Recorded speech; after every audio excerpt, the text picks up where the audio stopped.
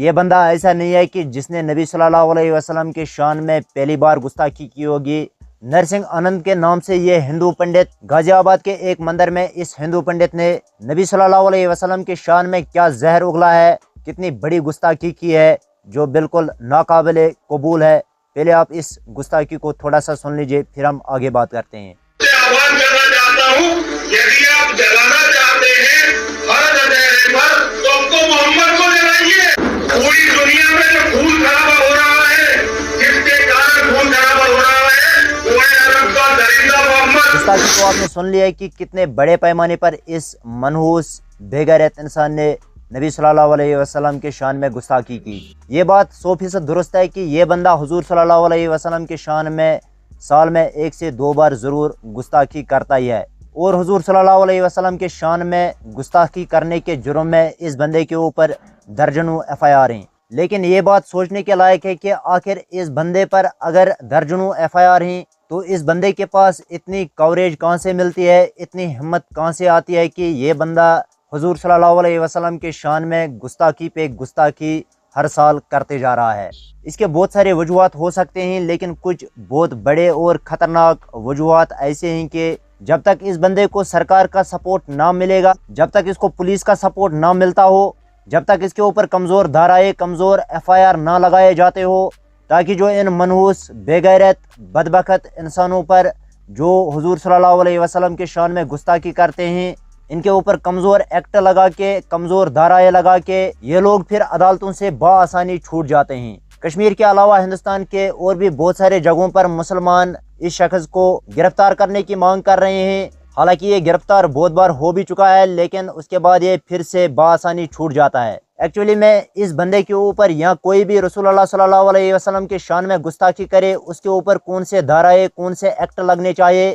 مسلمان جہاں جہاں پر بھی ابھی پروٹیسٹ کر رہے ہیں، ان پروٹیسٹز میں مسلمانوں کی یہ ڈیمانڈ ضرور رہنی چاہیے کہ اس بندے کے اوپر ان لافل پریونشن ایکٹ لگنا چاہیے۔ 111 BNS کے تحت سیکشن 15، 16، 18، 20 ان لافل پریونشن ایکٹ اس کے اوپر لگنا چاہیے، تاکہ دوبارہ کسی انسان کی ہمت نہ ہو کہ وہ رسول اللہ صلی اللہ علیہ وسلم کے شان میں گستاخی کرے، مسلمانوں کے جذبات کے ساتھ کھیلے، کیونکہ یہ لوگ جانتے ہیں کہ حضور صلی اللہ علیہ وسلم سے بڑھ کر ہمیں اس دنیا میں اور کچھ بھی نہیں ہے۔ گستاخی کرنے والا کوئی بھی ہو، وہ اس بات کو ذہن نشین کر لے کہ ایک سچا مسلمان ماں باپ، اولاد، بیوی، دنیا کی ہر ایک وہ شے جو ایک انسان کے لیے ضروری ہوتی ہے، اپنے آخری نبی حضرت محمد مصطفیٰ صلی اللہ علیہ وسلم کے اوپر بنا جھجک کے، بنا سوچے سمجھے قربان کرنے کو تیار ہر دم رہتے ہیں۔ ابھی مہاراشٹرا سے ایک پنڈت نے حال ہی میں گستاخی کی تھی جس کا نام ریم گری مہاراجا۔ مسلمانوں نے ایک بہت بڑی ریلی نکالی تھی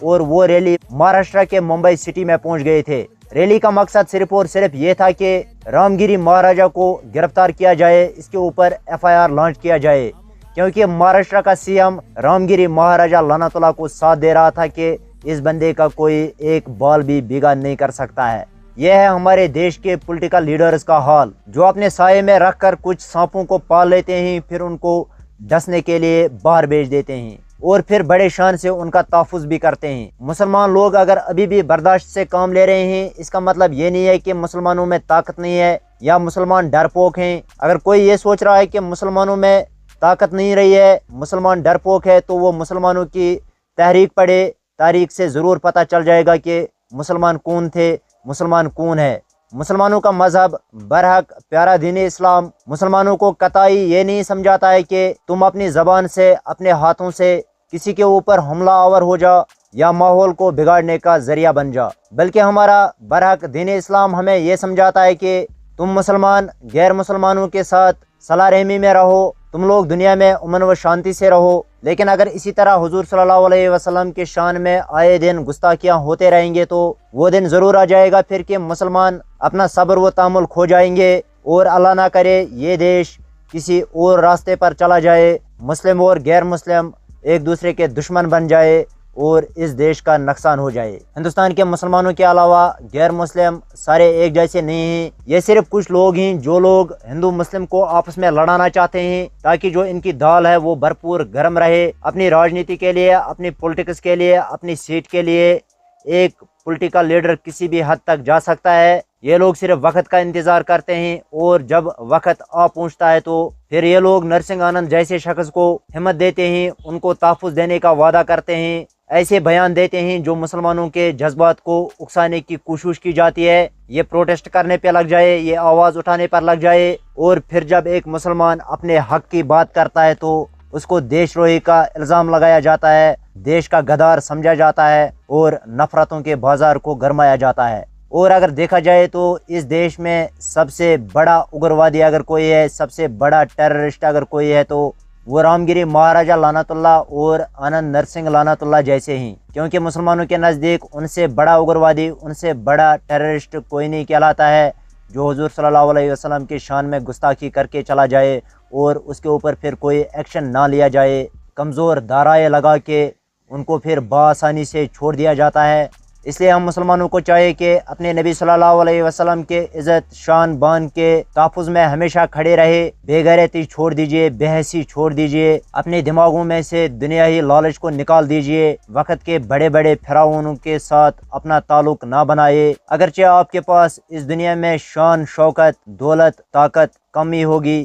لیکن آپ نے وقت کے بڑے بڑے فرعونوں سے اپنے ضمیر کا سودا نہیں کیا ہوگا، یا کسی کے ڈر میں آ کر اپنے ضمیر کا سودا نہ کیا ہوگا، تو اللہ تعالیٰ ہمیں آخرت میں اس کا بہت بڑا اجر دے گا کہ تم نے مسلمان ہو کر وقت کے فرعون کے ساتھ اس کے ڈر کے وجہ سے اپنے ضمیر کو